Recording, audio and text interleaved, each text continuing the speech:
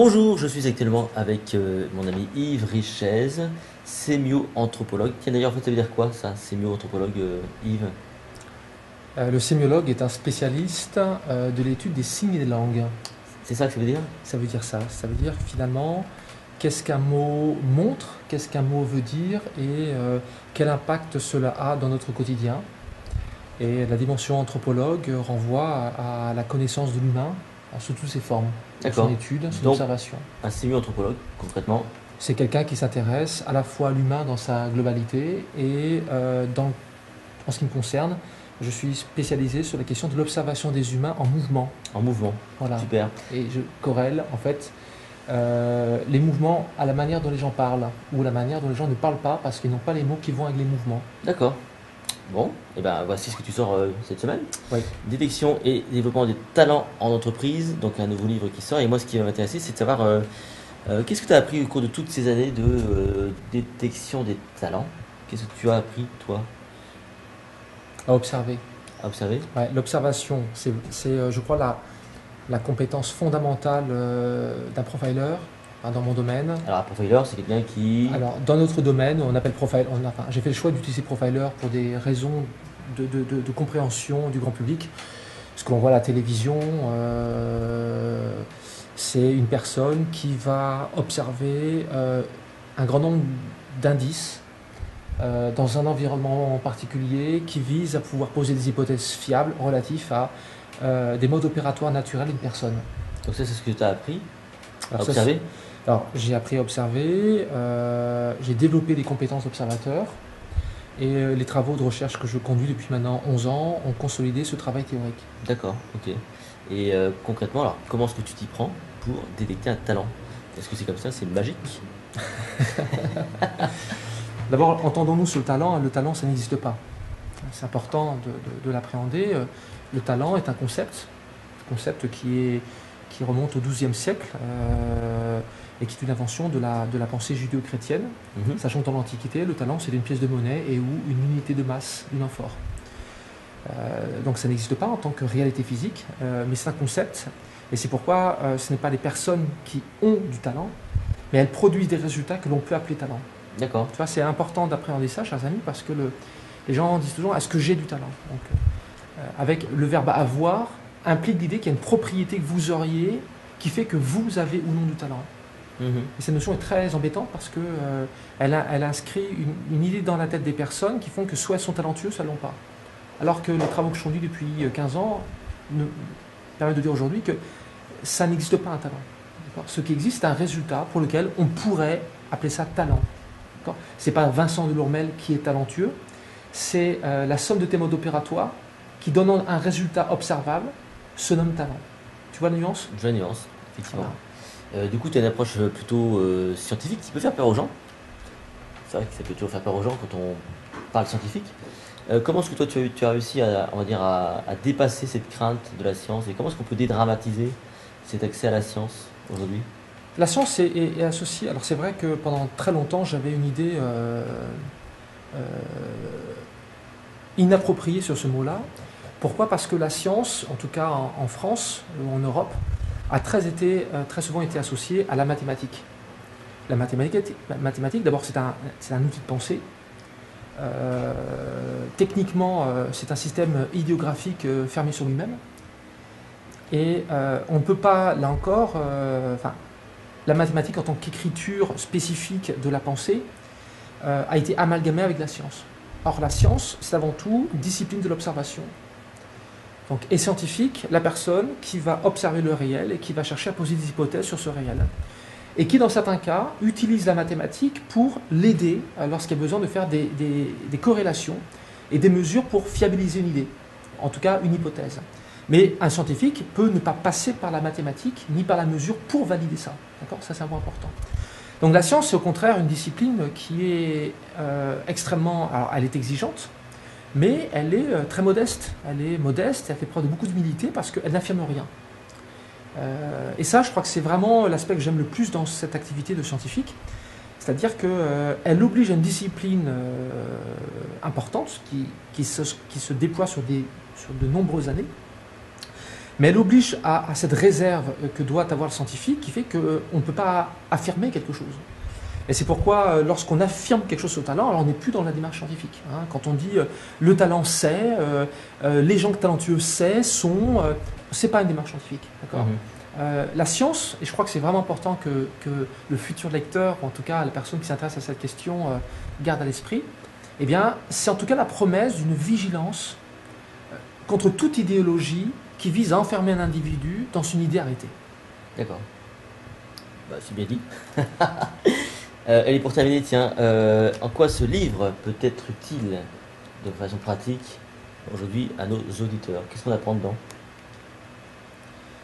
Alors, il est utile. Hein, alors, ce mot est un mot que j'aime beaucoup. Hein, tous ceux qui me connaissent et qui travaillent avec moi savent que le mot utile est pour moi un mot clé.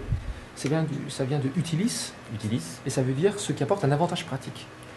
Ce livre a deux avantages pratiques. Le premier, il apporte d'abord, c'est un apport scientifique, théorique, dans la première partie important, voire très important.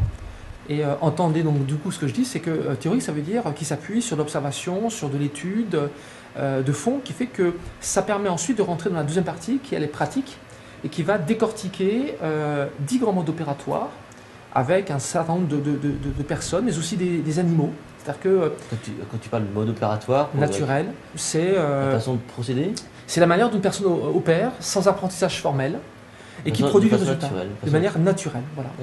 Alors, ça a souvent été contesté, mais l'observation de ces 15 dernières années montre que, effectivement, j'ai des preuves aujourd'hui qui sont suffisamment solides, ce qu'on appelle des faisceaux de preuves, qui permettent de dire qu'une personne est capable de déployer des modes opératoires, donc qui sont beaucoup plus larges d'une simple activité cognitive, qui peuvent s'inscrire sur plusieurs semaines, plusieurs mois, puisque c'est ça aussi le point clé, c'est qu'un mode opératoire n'est pas uniquement une activité localisée sur quelques minutes ou quelques heures. Elle peut se déployer sur plusieurs semaines, sur plusieurs mois. Et donc le travail réalisé permet d'appréhender 10 modes opératoires qui peuvent à la fois être détectés de manière autonome chez une personne, mais qui peuvent être aussi corrélés, combinés à d'autres modes opératoires. C'est pour ça que je dis souvent, j'ai une conférence qui s'appelle tous les félins ne sont pas des chats. Voilà. Parce que c'est peut-être parfois la critique que je peux faire sur certains penseurs en psychologie classique, c'est de finir par croire que finalement tous les félins sont des chats, c'est-à-dire que tous les humains sont soit intelligents, soit ils ne le sont pas. C'est peut-être vrai, mais ce n'est pas la réalité. Et ça, ce livre-là apporte aux personnes vraiment avec énormément d'anecdotes. Ça va de Churchill en passant par Walt Disney, en passant par Gabriel Chanel. J'aborde aussi Boris Cyrulnik et autres personnes vivantes ou personnes qui ne sont plus notre histoire. Charles Darwin. Et donc je vais tâcher d'aller investiguer tous ces personnages et de rendre visibles des propos en dehors des classiques ou des clichés qu'on a sur eux, y compris Steve Jobs. Vous verrez que Steve Jobs, on le fantasme beaucoup, mais c'était un type qui n'était pas si sympa que ça en fait. Donc oui, des facultés, ce qu'on appelle créatives, effectivement, dites remarquables, mais d'autres dimensions qui sont moins opérantes et qui font que autant Steve Jobs peut être inspirant sur le modus operandi de la créativité, l'innovation, etc., mais sur des aspects plutôt interactionnels, empathiques ou culture d'entreprise, a priori beaucoup moins. Voilà, tu vois, donc j'ai été investiguer tous ces personnages. Donc ça donne un regard sur toutes ces notions, mode opératoire. Donc les gens peuvent se reconnaître. Est-ce que techniquement, en lisant ce livre, en le parcourant, on peut déjà commencer à se profiler soi-même? Oui. C'est-à-dire que quand le lecteur va le lire, ici, vous allez... alors je vais vous montrer, chers amis, je vais prendre le livre, mais c'est pour vous montrer après. Par exemple, il y a un mode opératoire sur lequel j'ai beaucoup travaillé, qui n'est pas du tout appréhendé en général dans les travaux classiques, c'est le mode opératoire extrapersonnel. Celui de... Hop là, je mets ça comme ça. Voilà. C'est tout ce qui touche la question de la ruse. Non pas dans ce qu'on a amalgamé avec la fourberie, mais la capacité à contourner une situation, à faire preuve d'économie, à faire preuve d'habileté, à faire preuve, ce qu'on appelle communément de conjecture, c'est-à-dire capacité d'utiliser sa mémoire par des expériences passées pour mieux la corréler avec la réalité. La capacité à développer des stratagèmes au sens constructif du terme qui permettent de se déployer. Tes facultés, entre autres, tu développes des facultés de ce type-là depuis longtemps. C'est ce qui te permet d'être souple, adaptatif, agile, économe. Tu vois, et tu as vraiment développé cette stratégie depuis très longtemps. Tu vois. Et donc la personne pourra vraiment, je te connais depuis longtemps, donc j'ai largement pu observer, hop, voilà. Et donc le lecteur pourra à la fois, excusez-moi, aura une dimension, j'essaie de regarder, ici vous avez des capacités précises, et là vous allez avoir des principes observables. Donc pour chaque mode opératoire, vous avez des tableaux, vous avez énormément d'anecdotes qui sont proposées, et qui permettent d'avoir des éléments très concrets. C'est pour ça qu'aujourd'hui, ce livre est utilisé par de plus en plus de professionnels dans les grandes entreprises, par des psychologues, par des coachs, par principalement des directions de ressources humaines, dans tout ce qui touche l'aide au recrutement, le reclassement, la mobilité, j'ai dit le recrutement aussi, oui. Le talent acquisition, ce qu'on appelle du talent acquisition, afin de pouvoir mieux cadrer l'observation des personnes. D'accord. Donc un livre qu'on peut se procurer dès maintenant sur Amazon, sur le site d'ISTE Édition. ISTE. On dit ISTE Édition, voilà.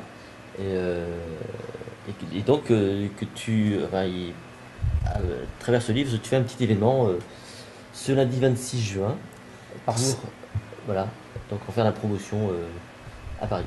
Alors c'est un événement qui est ce qu'on appelle des événements confidentiels, qui s'adresse en fait à... On a décidé de rassembler tous nos clients, tous les gens que nous formons aujourd'hui. C'est un ouvrage important qui représente 15 ans de travail de fond. Voilà. Et ça m'intéresse parce qu'on est dans une stratégie toujours pareille d'éditeur. Voilà, donc tu as su, on va dire, autour de ce livre, tu ne vas pas le laisser comme ça dans la nature, tu organises un événementiel justement pour en faire la promotion de façon efficace. Oui, et c'est une promotion en 1 minute, puisque c'est le temps qu'on s'est donné pour chaque thème. C'est-à-dire que le principe, c'est pas de dire lisez ce livre parce que c'est un bon livre, c'est pas ça. C'est-à-dire que en fait, ce livre est déjà la conséquence de résultats observables. Donc, par exemple, avec les travaux qu'il y a dedans, nous avons réussi sur deux collectivités territoriales à générer plus de 70% de reclassement réussi sur 60 personnes. C'est énorme, quoi. Ça peut sembler pas beaucoup, mais il faut bien comprendre pour les personnes qui sont concernées par ça que le reclassement, c'est quelque chose de difficile. Et donc, on a réussi, avec des personnes qui étaient ce qu'on appelle incurables ou irrattrapables, à trouver des activités auxquelles personne n'avait pensé grâce à l'étude de mode opératoire naturel qui n'apparaissent pas dans les grandes classiques de la littérature aujourd'hui. Ça, c'est un cas très concret. Et on travaille avec effectivement des clients de toutes sortes, des grandes entreprises, des petites entreprises. Et l'idée, c'est de partager ces retours-là. Au même titre que là, je travaille avec une ONG, Ecoton Résilience, allez voir, un projet absolument extraordinaire aux Philippines. Et j'ai la chance faire partie de l'équipe de travail à partir de cette année, et je vais aller observer une tribu, un peuple autochtone, les Mayang, dans le cadre de ce travail de fond qui permettra de référencer, de documenter des modes opératoires naturels, des connaissances en voie de disparition. Et là, mon travail, pour le coup, de chercheur, c'est de documenter des capacités, des facultés, quasiment aujourd'hui à 6 mois en voie de disparition. Voilà. Passionnant, Yves. Donc, sous cette vidéo, le lien direct pour vous procurer le livre, et puis une vidéo que tu as faite notamment sur un talent, celui de Françoise Cadol. Merci, Yves. Merci, Vincent. Merci à vous. Au revoir.